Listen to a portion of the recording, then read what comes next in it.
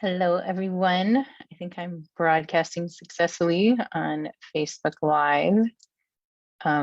Looks like I might be frozen on Facebook. If anybody is here live with me, if you can let me know that you see and hear me, that would be great. Says I'm live, but I am frozen from what I can see on Facebook. Wonder if I can refresh this. Looks like two people are here. Hopefully you can see me and hear me. Yes. Excellent. Thank you, Kathleen. To me, I look frozen. That's no fun to have to sit here and watch me say that I look frozen. But anyway, thanks for verifying that you can see and hear me. I don't want to share all of this without you being able to see and hear. So welcome to our Tuesday talk for today, this Tuesday in May. Today is the 17th. We just had a full moon, and not just a full moon, but a full moon eclipse. And you know, I work with a lot of women, and I am also a woman. And I personally was experiencing a lot around this full moon and the eclipse, and hearing from a lot of the women that I work with kind of similar things along those lines. And I was like, I should do a live that looks at kind of the wisdom in the lunar cycle. I'm not going to get specifically into the lunar eclipse per se, but I'll touch back into that. Hopefully I'll remember to do that at the end. So welcome. And if you're here live, I invite you to chime in with your words, your wisdom. I'm going to be doing some screen shares of some graphics that we can look at together. And I just want to say that I don't know everything, right? So I welcome our communal wisdom being shared here. And I think I hope there are some things that each of you watching will take away from the session today that will help in your own understanding of yourself and your connection with nature, specifically the moon and the lunar cycle, and some things that you can do to support yourself. So I look forward to hearing what those things are after this session is over. So to start with, the moon has long been tied to femininity, to the element of water and nurturing. It's connected with the tides, with the Mother Ocean, and the cool kind of loving energy that gets shown down to us through the moon's light is very feminine, which is in contrast to the more harsh, bright light of the sun, which is more masculine. Women's cycles have long been tied to the lunar cycle in terms of menstruation, and hormonal cycles still past menopause are connected to the moon. Now, the more that we get disconnected from the moon, meaning we're not aware of the moon cycle, we're not spending time in moonlight, maybe we're not even necessarily connected to the day and night schedule. We might be sleeping during the day and awake during the night, which isn't necessarily helpful for our hormonal balance. I recognize that some of us have periods of time in our lives where we need to work a night shift or things to make our lives happen. And it's best if we can be asleep during nighttime. However, it is powerful to connect with the moon when we're able to. So spending some time in the moonlight And many of you have been encouraged by me to create lunar infusions. So to put herbs in a jar of water and to leave those out under the moonlight. So put them in a place outside where it will get direct moonlight. And then in the morning, you have this lunar infusion, which is very cooling for the body and the mind and the spirit. So if you struggle with pitta imbalance, this can be very, very helpful to do a lunar infusion. If you use crystals in your life, also putting them out during the full moon, it's empowering to those the energies of the crystals to put them out under a full moon. So we know these energies are present. And there's a lot more that I want to go into today, in addition to just what do we do during the full moon. And eclipses, just a quick tidbit about the eclipses change the energy of the moon. So during eclipses isn't a good time to put out lunar infusions or crystals. It kind of muddies the energy. The energy that comes from the moon is referred to as soma, or like pure nourishing energy. And it's kind of like the energy of the mother energy. It's soma. It's sweet and balanced and totally good. There's no complexity to it. So that moonlight can really be a nourishing thing that we can bring in. So in terms of our cycles as women, I want to show you some graphics. So the first one, we're just going to look at the 4 phases of the moon. And so if we look at the full moon, waning moon, meaning it's moving from full to new moon, and then the waxing moon, meaning that it's building from the new moon, which is dark, to the full moon. And what's cool about the moon is that, like, the moon is the moon, but what it's doing is it's reflecting light. The moon doesn't innately have its own light, it's reflecting light.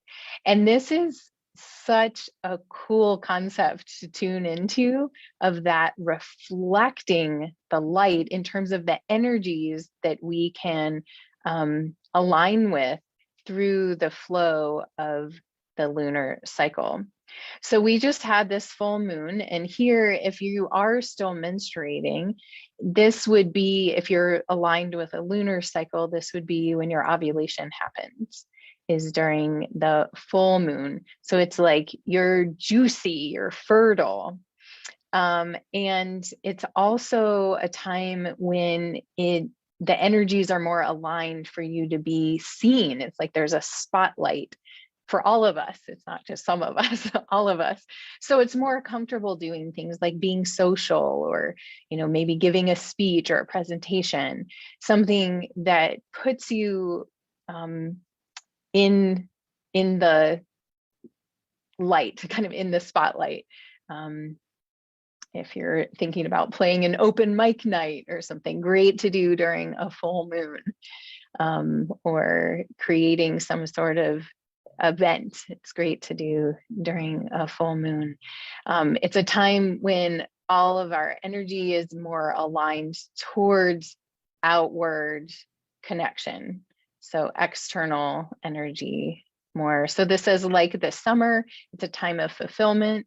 Like the noon, it's the brightest time of the day. You may feel an increased sense of fertility and sexuality, moments of high energy and inspiration. So this is a time of the month to like go for it. Like all your energy is present. It may feel like things flow much more easily. You can accomplish more in a day. And that energy from the moon can be really help you feel really inspired.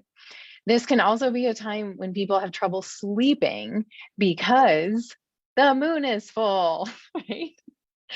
And so that can really, um, really mess with our sleep. And so I really encourage you all to do what I do, which is to wear an eye mask when you sleep. And I've taken to wearing one and earplugs every a while ago. I used to just wear an eye mask during the full moon, and I just find that I sleep so much better. I also have more of a Vata constitution, and sleep in my past has tended to be very complicated and hard.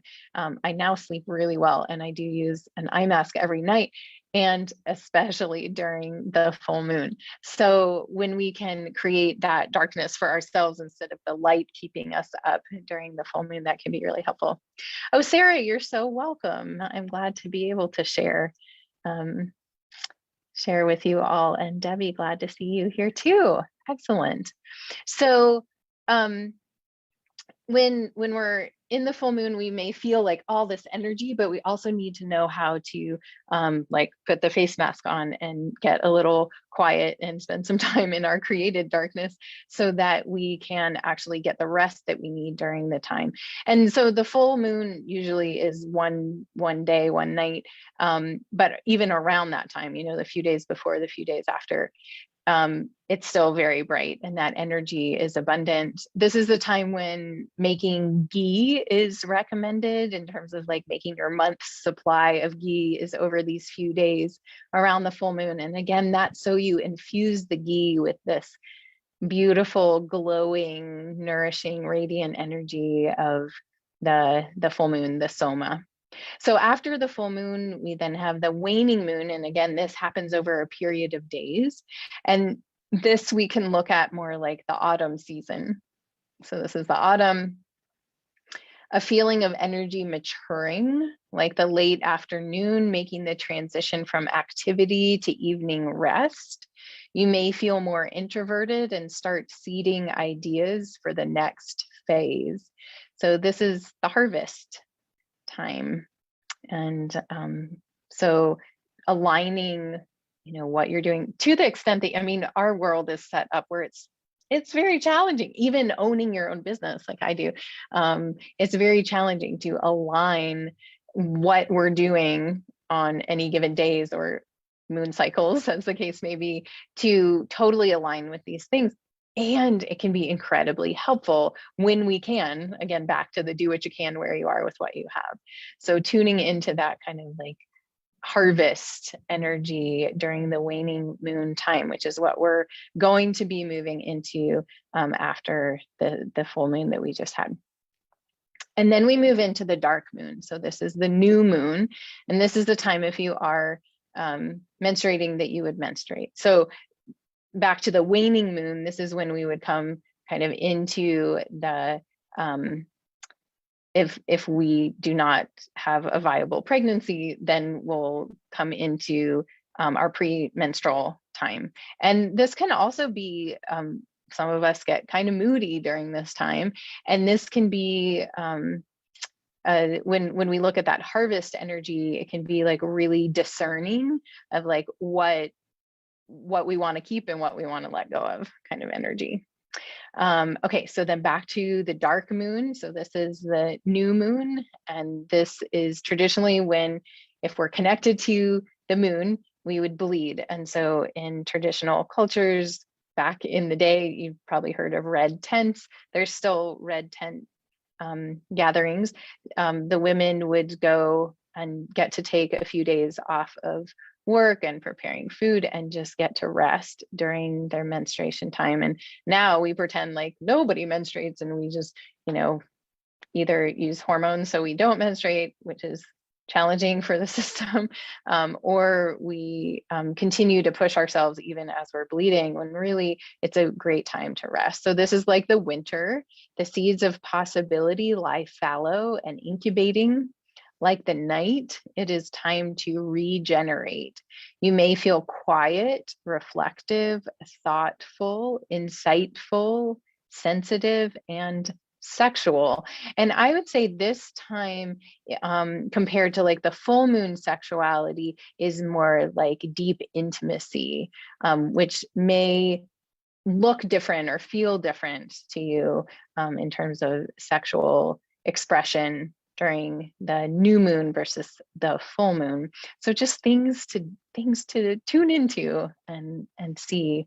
And so this is a really great time for planting seeds of intention, allowing yourself to rest a little bit more. One of my teachers, I remember several years ago, was just kept telling me, you need to just plan to have more time off during the new moon. Like, it's just really, really important. And this is where a lot of us end up getting depleted, is that we push ourselves. We're still working, we're still exercising hard, we're still socializing through the new moon. And that can be very, very taxing and depleting, especially over time, right? This happens.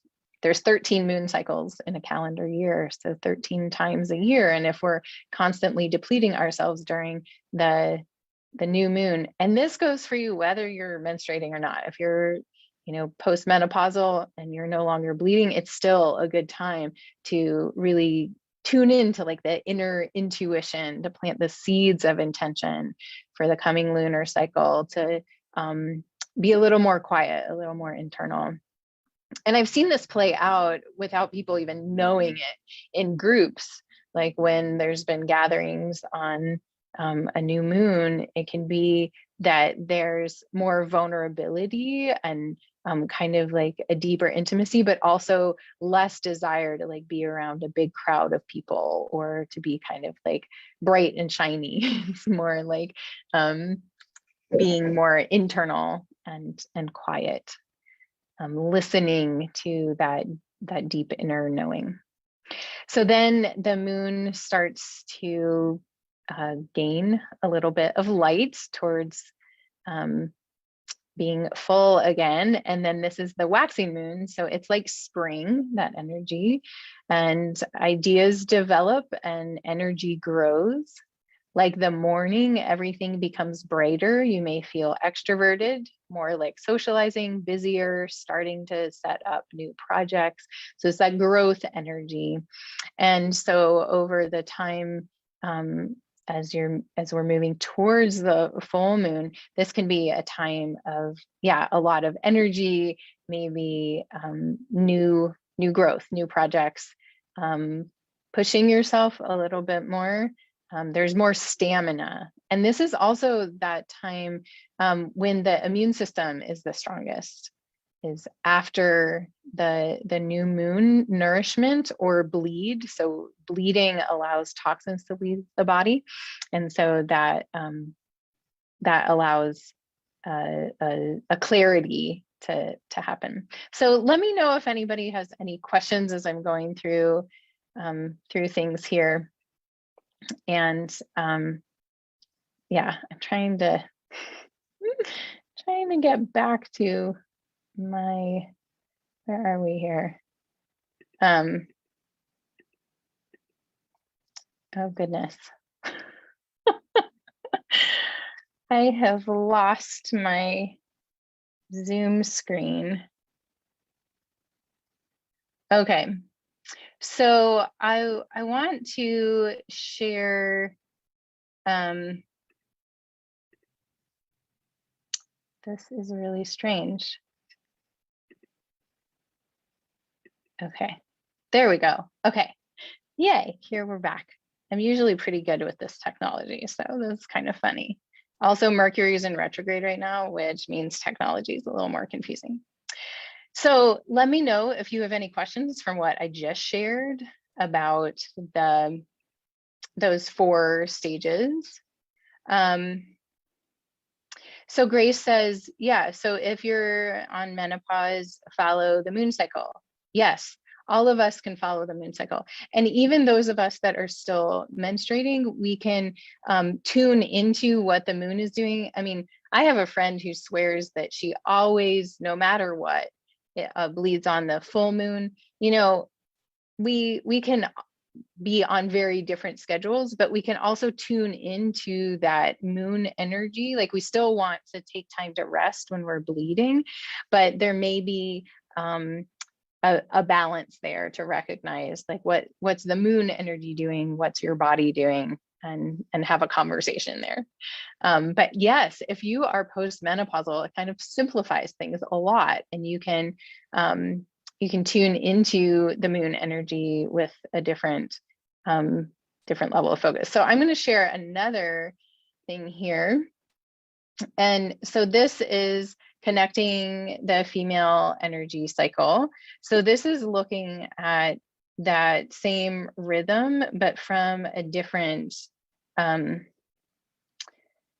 just some different wording, basically. So, so here we have, if we look at the first phase, we look at the energy cycle in terms of the menstrual cycle. The first phase is bleeding.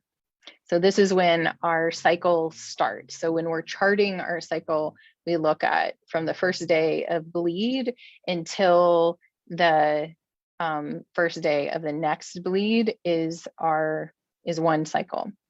So if we look at the first phase here, so this would be the new moon phase. The descriptions here are, it's the sage time, so that more like inner knowing. It's the menstrual phase, wise woman energy, bleeding, reflective, passive, and withdrawn. I know for myself, when I'm bleeding, I want to close my eyes more. I just want to have my eyes closed. It's like, it takes more energy for me to be looking out at the world. There's a lot more tuning into the subconscious, the intuition, inward focus for creativity. I'm going to zoom in here. It's the best time for inner processing, creative reviewing, reaching the core of things, getting to the truth of things, reframing, letting go, new ideas, intuitive creativity, and rest and renewal. So that's that new moon time, like getting still, getting quiet, listening to that inner knowing, planting the seeds.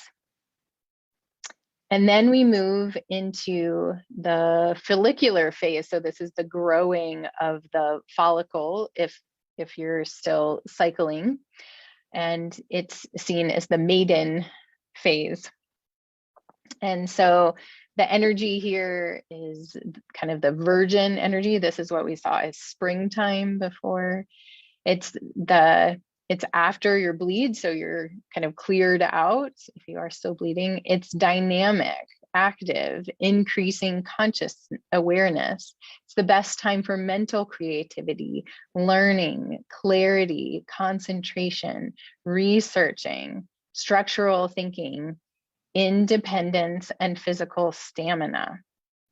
So if you are thinking about aligning certain activities and you're like, I want to do this when I feel really strong, really able to focus, like you might think about this this time that's waxing. The moon is waxing. It's the springtime energy. And then we move into the ovulatory phase, which is the mother energy. And this is, totally palpable, even if you're not menstruating. So the mother energy is the ovulatory phase. It's expressive, passive, and outgoing, conscious reasoning, outward focus for creativity. It's the best time for communication, empathy, productivity, teamwork, supporting others, emotional creativity, and creating relationships and creating other people, if that's what you're wanting to do. During this time is when you can get pregnant if you are successfully cycling. And so this is kind of the bright, shiny, full moon time. And then we move into the waning time. And that is the enchantress. Some people call this the crone energy, but I think in general, the word enchantress is much more appealing than crone, although I think crone speaks to a lot of wisdom.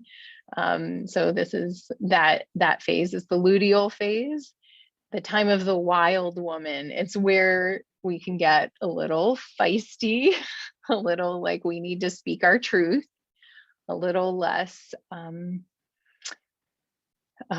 cushion with patience. We can be in this time, the premenstrual phase. It's also creative, active, increasing subconscious awareness. This is that fall time. It's the best time for inspired creativity, out of the box thinking, problem identification, problem solving, and assertiveness.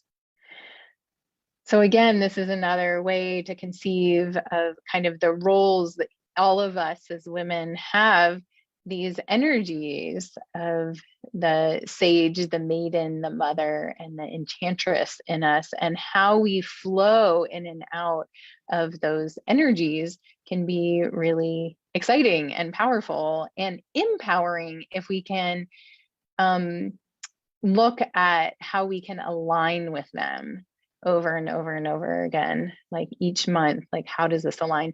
And I'm sure that all of you have had the experience of some days being like, oh my gosh, it's like everything just flowed and I got so much done and it just felt easeful. And there's like, you're kind of like, I don't really know why that happened. And then other days where it just feels like slogging. Like I sometimes describe my menstrual days as like trying to swim through molasses. Like that's kind of how it feels. I feel like my brain functions slower. My ability to complete tasks isn't as efficient or focused. I definitely want more rest. I definitely don't want to be around as many people. And so just recognizing it's like, I come back to that trusting that everything in its own perfect timing, right? And since we live in a culture that says everything needs to happen just the same all the time, we're creating inner conflict because the energy of the natural world isn't the same all the time. Just like there's moon cycles, there's also seasons, and we have seasons of our lives too. So, how you're going to be experiencing things as a 30-year-old menstruating woman versus, a 60-year-old postmenopausal woman is going to be very different. And I invite us to embrace that. Because as we know from Ayurveda, when we can be in the flow, in the alignment with the natural world, then we're just flowing with the current. We're creating so much ease. And that ease creates radiance. It creates potentiality. It creates happiness. Even in a world where there's so many things that are challenging, we don't need to be creating so much of our own imbalance, so much of our own challenge. So I hope that this was interesting and helpful to you all today. There's other pieces of this. This is kind of just an intro. And I would love to hear what your takeaways are. I would love to hear what your insights are from your experience. And as you journey through this next month, this is an amazing time. If you're watching this around the time that I'm filming, that we're moving from a full moon into a waning period, and just start noticing more and more and more how your energy shifts, what you're feeling interested in or not interested in, how your moods are. And in my program, The Deeper Dive, I have everybody chart through a cycle or more if they choose to, their moods and their cravings. It's like each day of the cycle, like what's showing up for you. And there's patterns that we notice over time, but most of us live our lives without ever bothering to record this information. And so we don't know that the patterns are there. People around us might know, like, oh, you get a little grumpy before you bleed, or, new moon time, mama doesn't want to go out, or whatever. People might notice things about you that you don't even see as a pattern. So start listening, start noticing, and honoring yourself. Honor your energy, your focus, and connect with the moon. So thanks for joining me, those of you that were here live, and those of you watching the replay, #replay. Let me know you're here and send in your questions. Let's keep exploring how to live in alignment to be happier and healthier all the time.